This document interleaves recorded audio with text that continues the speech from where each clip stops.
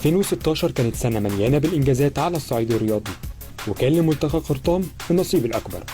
نظم وراها أكتر من مناسبة رياضية، بدأت بتنظيم بطولة الجمهورية في الستريت ورك أوت، واللي أشاد بيها ناس كتير وبتنظيمها، وانتهت بفوز اللاعب عمر الجبلي بلقب البطولة. تأهل بعديها الجبلي للمنافسة في بطولة العالم في روسيا، وحصد المركز ال16 على مستوى العالم من بين 60 متنافس من مختلف الجنسيات.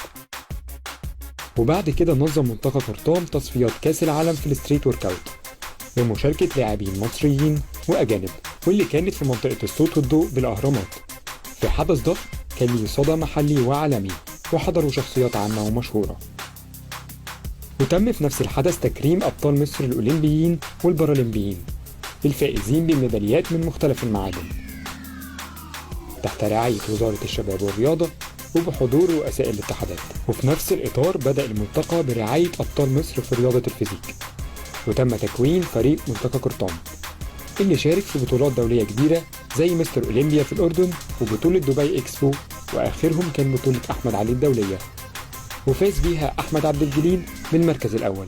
لعبت من وانا صغير خالص، لعبت كيك بوكسينج وكونغ فو ولعبت فروسيه اثرت عليا كتير جدا، لانه اولا خلي بالك المدرب ده بالنسبه لي قدوه، يعني مدربك ده اختيار المدرب اهم من اختيار الرياضه من وجهه نظري.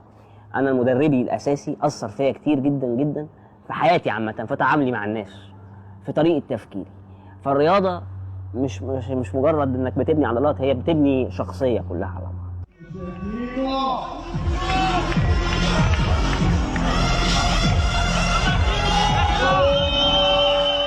بدأت من زمن قريب جدا، يعني 2010 أعتقد، الاتحاد العالمي بتاعها في روسيا.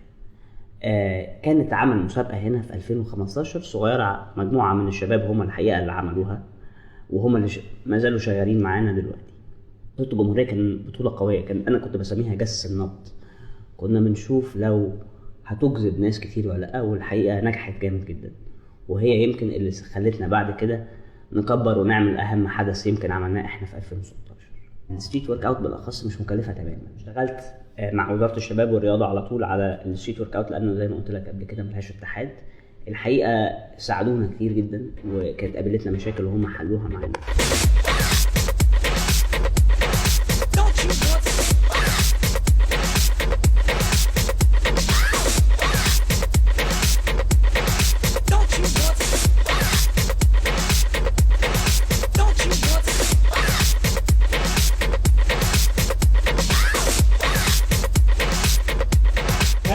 Just say a big thank you for the judges. Mr. Smith Mangana, thank you so much. يعني الفيزيك برضو لعبة جديدة. كان زمان في البادي بيلدينج، الاتحاد العالمي ضم الفيزيك قريبا جدا، وعشان كده انا شايف ان احنا برضو عندنا قدرة ان احنا نلحق ننافس فيها كويس. احنا عندنا شوارع كتير وعندنا شباب كتير، فسهل جدا انك تلاقي ناس قادرين يمثلوك بره. الفيزيك انا دخلته متاخر قوي السنه دي، يعني ما احتكتش بالاتحاد بتاعهم، بس اللي انا شفته انه واضح انه في شويه مشاكل في الاتحاد عامه، ودي مشاكل في 3/4 الاتحادات عندنا. يعني مثلا هتلاقي عندك فريق الفيزيك كان مفترض انه يروح ينافس في بطوله العالم في بولندا، ما طلعتلهمش فايز. قبلها بيوم ما نعرفش ما طلعتلهمش فايز. نفس الحكايه حصلت على فكره الجزء من البادي بيلدينج عندنا. فواضح يعني انه جايز ما يكونوش مقصرين، بس انا يعني واضح انه الموضوع ما مشيش على ما يرام. يعني انا ما اعرفش المشكله ايه الحقيقه، ما اقدرش اجزم. الفيزيك والستريت ورك اوت انا شفت ان ما هماش هيبقوا عبء على الدوله، وسهل بقى انك لما تعمل حدث في الاهرامات زي ما احنا عملنا تجذب السياحه وتجيب اللعيبه من بره تتمرن عندك هنا لو انت مستوياتك كويسه، فهتدعم الاقتصاد. انما لما يبقى عندك واحد رايح عايز ينافس بره وهيقعد يفكر الاول هيلم فلوسه اللي هيسافر بيها ازاي، وبعدين طب وهو الاتحاد هيتكلم باسمه ولا لا، وبعدين طب هو لما يجيب التصريح السفر هيلحق يجيبه ولا لازم وهياخدها سياحه ولا رايح انه بيمثل البلد. كل دي لما تبقى عواقب قدام واحد رايح ينافس هتبقى صعبه جدا. لو انت ريحته من كل الكلام ده اعتقد نقدر نعمل حاجه كويسه.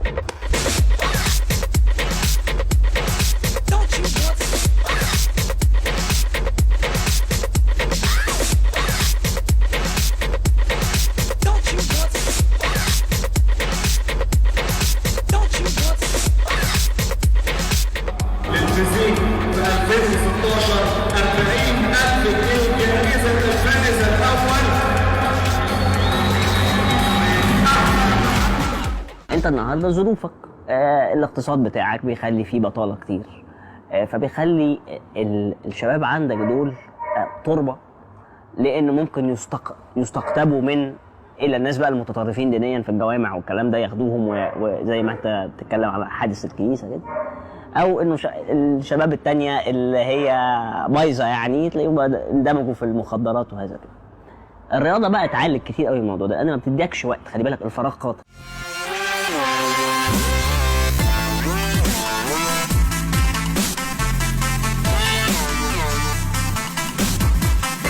انشاء نادي صحارى هو حاليا نادي تحت التاسيس، احنا عشان القوانين برضه لسه متاخره فلسه بننشئ من الموضوع ده.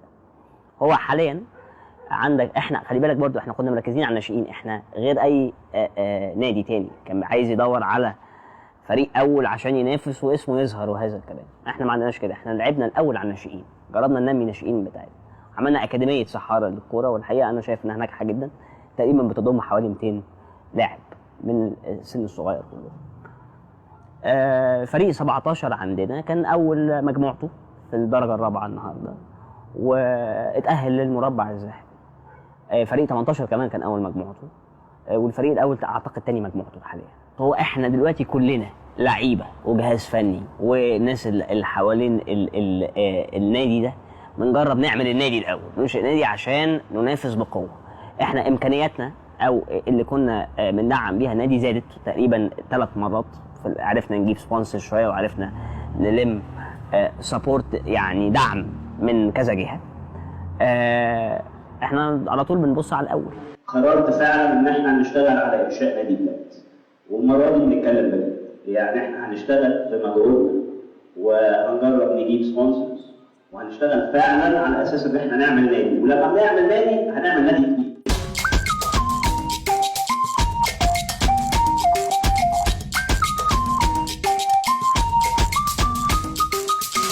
استضفنا حاجات قبل كده، استضفنا بطولة الأمم الأفريقية، استضفنا بطولة السكواش في 2016، فاحنا قادرين طبعا بشوية تنظيم واجتهاد ودعم ممكن نعمل حاجة جامدة جدا.